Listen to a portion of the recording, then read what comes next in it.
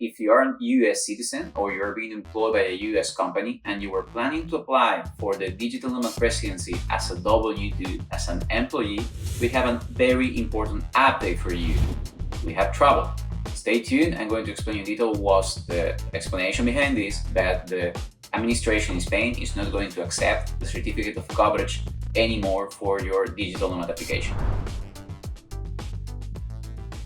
What's happened exactly? We have an international agreement between Spain and the US dated from 1986.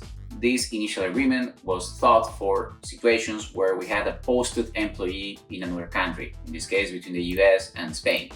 What happened is that initially this was thought for posted employees between companies when there was an entity in Spain that was receiving an employee, not voluntarily, that was being sent to work in another country.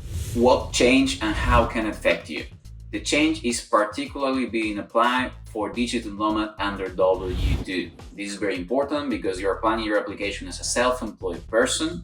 This does not affect you. That's the first idea, and it's going back later. If you are a W2 employee and you were already researching or planning to apply for the digital nomad, you may come to the fact that in order to apply for this permit, it was required to apply for the totalization agreement, also known as certificate of coverage.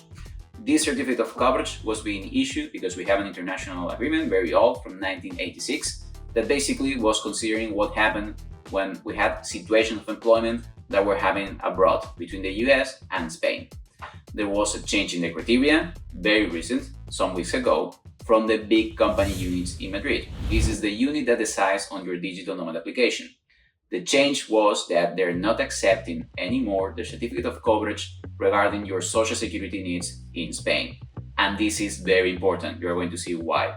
The importance is that since it's not accepting anymore the administration this certificate of coverage, first, the company should, if you want to maintain the same structure, the company should register in Spain similar to your employer's number. So there is an existence of an entity in Spain that can comply with social security regulations and employment costs here in Spain, locally. Second, and this is necessary to maintain the residency over time, instead of having the payroll in the US paying the employment costs over there, the company will need to do the payroll locally in Spain, paying Spanish social security. So it's one formality that is, if you want to keep the same structure, the W2, that is registering in Spain, this is doable, but also the company needs to accept to do the payroll in Spain. And of course, this is going to have a cost involved. Depending the state you're from, the US or from the country you're from, there may be already an employment cost that the employer is sustaining there. Important here is to analyze if the employment cost is going to be similar to the Spanish one, if it's going to be higher, if it's going to be lower. That may be a key factor deciding if it's doable for you. So the general idea is that it's not that it's impossible to apply for a W2 as a digital nomad, but it's going to be relevant to analyze the cost involvement and if the company wants to help in doing all this process, because there's going to be an extra step and the realization of the whole strategy is going to be different.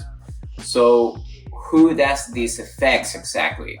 The main idea, and what we have already been able to confirm, is that it affects US citizens and US employment particularly, but it's not the only one affected. There are other countries that have agreements with Spain. For example, if you're from Colombia, from Chile, from Russia, from the UK, you could be processing the digital nomad as an employee, and this may affect you. Until now, we confirm, and this is of course subject to change, so important to keep this criteria very updated, but the A1 certificate and certificate with Russia is still working, okay? And with the UK, including the A1 with them, okay? But other agreements may need a specific proof that the possibility to work as a digital nomad is included inside it. So extra attention and extra care is going to be required. To summarize the idea, we know the US agreement is not going to be accepted by the administration, at least for now. Other agreements may be usable but require a test in order to make it happen. And others we know that, at least right now, are going to be accepted, that are the one with the UK, A1 in general for the EU, and the one with Russia, okay? Solutions as an alternatives. If you came all the way until here, you may be thinking, okay, I was in this situation, I was planning to apply for a digital nomad, and I'm an employee. What can I do to sort this out?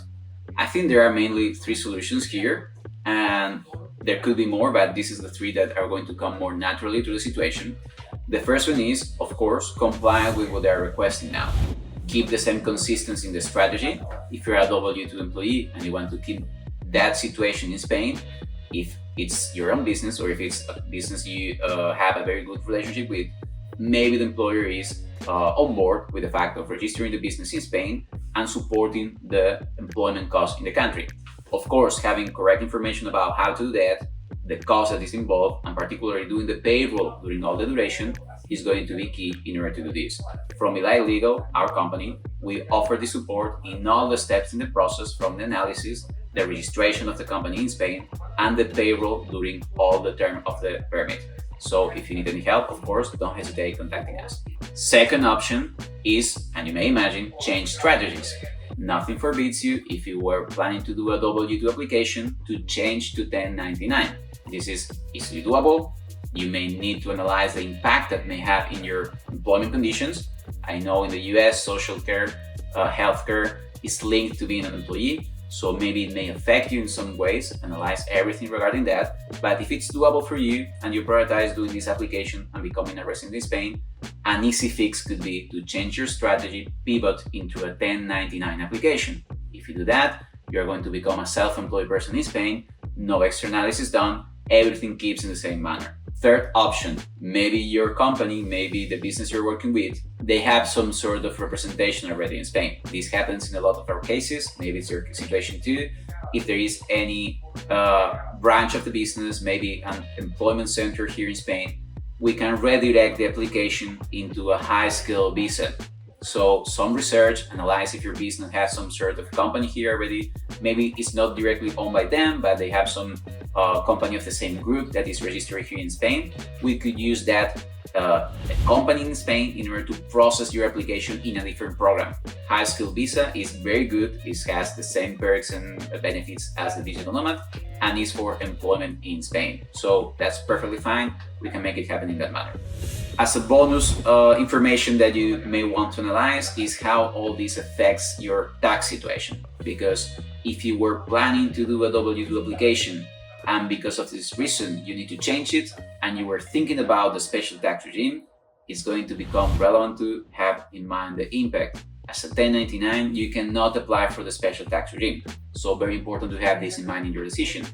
Also, even if the W2 option got a little more complicated, you can still apply for the special tax regime. So if you were planning to do that and it was mandatory for your plan in Spain to do so, it may still be the best option, even if it has a cost increase or some more bureaucracy to deal with, because it may deal to the most beneficial route.